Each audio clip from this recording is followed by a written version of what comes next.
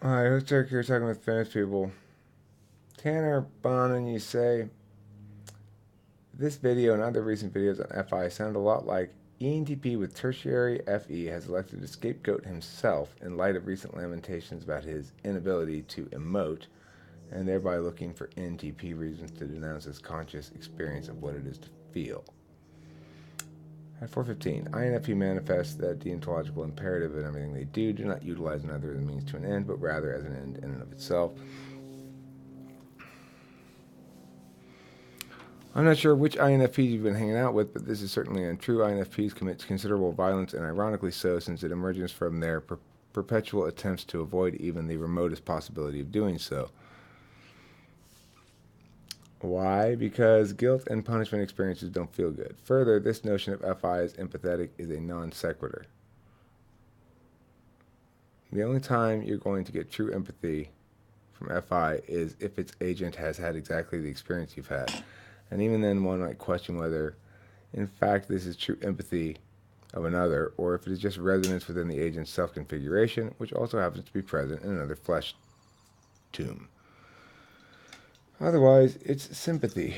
They're imagining themselves in the position you describe, or that they consider you to be in, and then feel the subjective state they would derive from it. This is palpable when you ask an INFP for advice about what you should do in your situation. They will either say nothing, very little, or whatever it is that they would do. This is not sharing an understanding of another's feelings and experiences. Okay, let's do this one half at a time, I guess. Your first sentence says, this sounds a lot like. So it's not really making any claim, so I have no reason for me to really address it. Second sentence is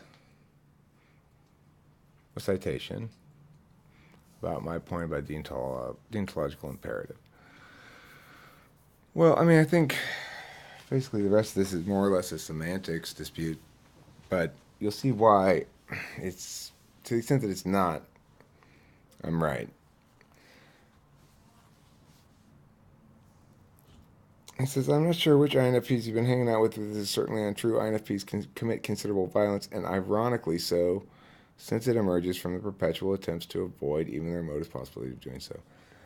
Well, that's the thing. That's why I'm saying is they manifest the deontological imperative, because they are perpetually attempting to avoid even the remotest possibility of doing violence. That's where deontology falls short, and why we have a negative rights framework instead that involves the forfeiture of rights when rights are violated. That solves for that problem, right? Just because I am praising them for manifesting the deontological perspective doesn't mean that I think the deontological perspective is correct. I think that the engine of it is preferable to the utilitarian engine. And nor am I saying that they don't ever commit violence. I know as well that INFPs are capable of incredibly blind justifications for their own bad behavior that blame others who don't fulfill their needs as they expect them to be fulfilled. I understand that. I'm not disputing that. It doesn't change the fact that you just made my point. That's the point I'm making. So you and I are in agreement. Now, this other part, maybe we are in disagreement. You say that this notion of FI as empathetic is a non sequitur. Well, it may be a lot of things, but it's not a non sequitur. I mean, look it up. The only time you're going to get empathy from FI is if its agent has had exactly the experience you've had. And even then, one might question whether, in fact, this is true empathy of another, or if it is just resonance within the agent's self-configuration, which also happens to be present in another flesh tomb. Okay, well, I would argue against this by saying that you get true empathy in the sense that the INFP understands the full range of emotional responses that they might have to something. They understand the basic fragility of life, and they understand the fragility of the other because they understand themselves as fundamentally fragile and subject to dramatic changes in impact within the self due to external events occurring. And the extent to which they're able to understand that they are responsible for their own emotional response and not the event itself is a good way for them to learn uh, accountability. The distinction between empathy and sympathy here, well, if you want to call what I'm saying sympathy, because I'm saying that they're cautious with others because they view others through the same lens as themselves, namely as being capable of any number of wide ranging and massive or minor emotional upsettednesses, then that makes them deontological in nature, empathetic in nature, insofar as they. Well, I mean, I guess I'm using our word wrong. I guess you're right about that. I guess it's not exactly empathy, but it plays out as empathy in conversations where they're defending people who aren't present about anything that you might suggest, any shit talking, right? That's an example of what I mean. If it's not empathy, then call it what you want. I'll concede the point about the word empathy is probably not the best word to use. That is not the best word to use. The palpable, this is palpable when you ask an INFP to advise you about things in your situation. Well, I mean, I think that's, again, evidence of them being unable to particularize because they are manifesting the deontological perspective. And you love INFPs, good for you. And you wouldn't mistake their feelings, reactions reflecting my well-being. Neither would I. Absolutely not. No way, no way in hell. For sure. I agree with you 100%. So maybe empathy is the wrong word. It definitely is the wrong word, I guess. But I don't think sympathy is right either. I think understanding the other is fragile is the right word, probably. And therefore behaving as a person who you would imagine feels as the other feels uh, in a legitimately empathic way would behave. So I guess the distinction is fair to make. Your critique of the whole notion and your first sentence is weird.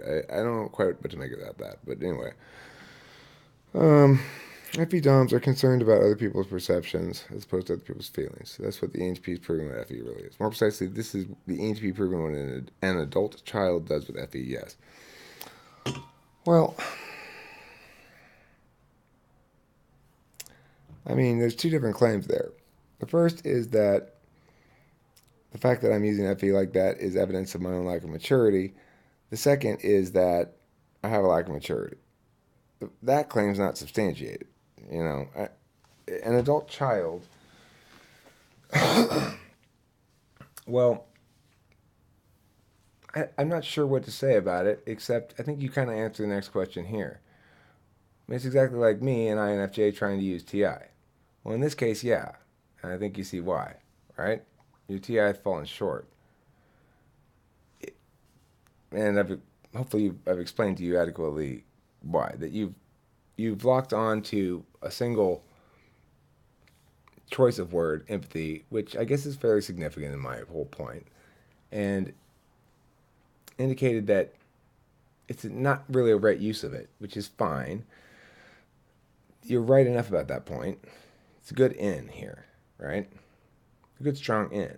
But then what you don't do is start with it, first of all.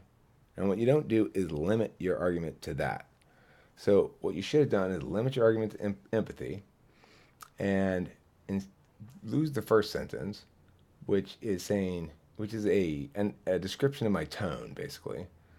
And then don't do what you did, which is try to conflate the deontological thing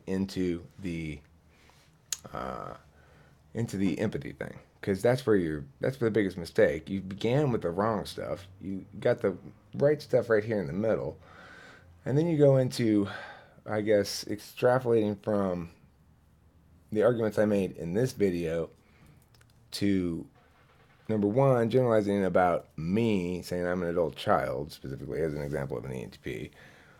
We are often referred to as that, but I think that it's a misunderstanding of the nature of time and identity. It depends on the moment. At the moment, I'm being the adult, right?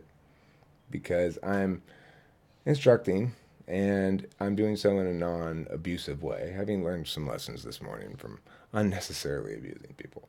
You might say that's childish. I'd say you could argue it's the more adult thing to do is to make the mistakes, to be accountable for them, to hold oneself accountable, and to attempt to do better going forward. It is a much more adult position than trying to attain a perfection that leaves you forever without any vulnerabilities. That's not a good way to grow. So, anyway, even adults need to keep growing, and the fact that I display my growth openly doesn't make me less complete, mature, or capable, or accomplished than you. Okay? Or whatever other components you have to say with this adult child thing. Now, you say this here, like you using TI, but you don't perceive yourself as childlike in your use of TI. You wouldn't describe yourself as childlike in your use of TI. You would say probably that this is a good demonstration of your quite competent use of TI. To the extent that it's childlike at all, it's childlike insofar as it is probably motivated by well, I don't know. I don't really have any reason to say that. So I'm not going to. You say that they wouldn't demonstrate TI. INFJs don't demonstrate TI in its essence at all, but I definitely wouldn't claim that my thinking actually reflects my considerations of logical discourse with others. I'm an adult who, to my deep regret, hasn't been able to meet all of my needs through NI and FB at this point. I'm trying to rally energetic investments into my accurate thinking, since I perceive this area to be a tractable shortcoming of my abilities. But whatever I end up doing with TI will ultimately be filtered through a massive labyrinth of NI discounted contingencies, and then again through the fundamental values of universal harmony and collective well-being, FE. And as such, my accuracy is limited to a very specific domain of thought. You don't want to accept the universality of human love and suffering without reason. Fine, I'll give you the reason. Give you a reason in which love and suffering is the only logical axiom.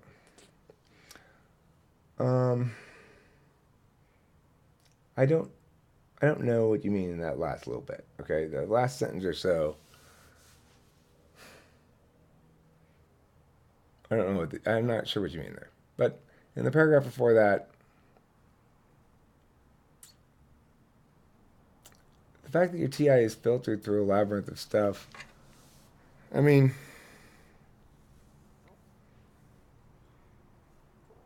I see FE as primarily motivational. FE is more what causes me to correct than anything else.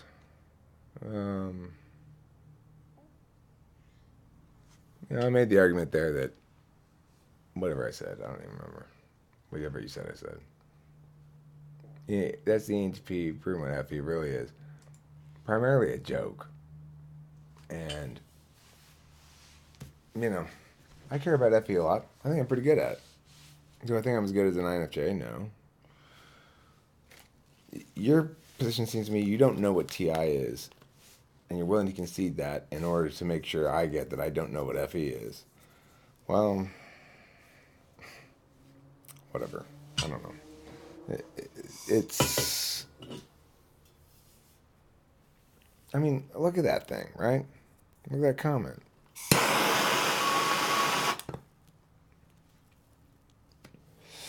That's not a... This is neither a dialectical comment in which it tries to attain the truth without any conflict, nor is it a argumentative comment in the sense that it tries to lay out concrete arguments about the nature of things as its primary purpose. It uses argumentation to support FE, which is to say, this is about your shaping perceptions of me and you more than anything else. It's not that I have a childlike understanding of FE, it's that I have a prioritization of TI. My understanding of FE at 45 is a lot better than the average ENTP's. It's grown over time. I may still display as childlike, but that's an indication of the shortcoming of your understanding of childhood and adulthood. and your understanding of cognitive growth over time and the nature of an individual's growth arc. So it further is a misunderstanding of the individual as something you get to package and know. You can describe how somebody's behaving in a given set of moments. You can describe how they'll generally behave over time. But of all types, least subject to that is the ENTP. We behave very differently in different moments. We behave very differently in different contexts. You may say that in that regard, our FE is too active. I don't know, but your comment? I'm not very impressed with it. This thing at the beginning. Well, ENTP with tertiary FE is elected to scapegoat himself in light of recent lamentations about his inability to emote, and therefore looking for NTP reasons to denounce his conscious experience of what it is to feel. But see, I'm not denouncing my conscious experience of what it is to feel in general, right? I may be a little bit in this video. That's why you say it sounds like it. This video sounds like, right? He's careful. You're careful, Tanor, not to make that a useful sentence, which is why I avoided it at first. There's nothing I can really do with it. It's distant enough from any meaningful claim that you can pivot out of anything I might say about it. But except for this, it's kind of dirty, right? Like to lay shit down like that in a way that it's not established really as a claim that I can dispute, but it implies all this other shit about me. So yeah, I discourse K it a little bit. Not too hard, though. It's fine. Whatever. I don't care. I do dirty shit all the time, so whatever. You do dirty better than that, though, Tanor. And you don't win because I display that my TI is better. That's not the point. I'm not saying your FE is not better. I'm saying it's not different. I'm unconvinced. I'm convinced that I'm using the wrong word with empathy. I'm unconvinced that FE people are... I mean, I get that we're empathetic. Like, I am quick to cry if I see somebody else suffering. For sure, I'm empathetic. I understand that for sure. But see, I guess the thing is, that doesn't mean that I'm sympathetic. And I think you're absolutely right about that, is that I got those words backwards. I should call us sympathetic and them empathetic. And so you had me, right? If you hammer just that, that's all I can talk about. And it might have taken me a little while to go, yeah, right, fuck, you got me. But regardless, you couched it in a bunch of other crap that's not useful. So I get to spend most of my time talking about that. And I get to win on the deontology point. You made the deontology point first. It seems like the main point of your thing. So I win overall, right? That's why you don't want to...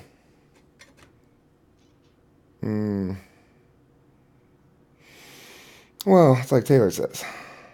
One bullet, right? With an argument, better to have one bullet a lot of times than a shotgun blast. Shotgun blast allows your opponent to do all sorts of framing. And that's one to grow on. Thanks for watching Talking to People.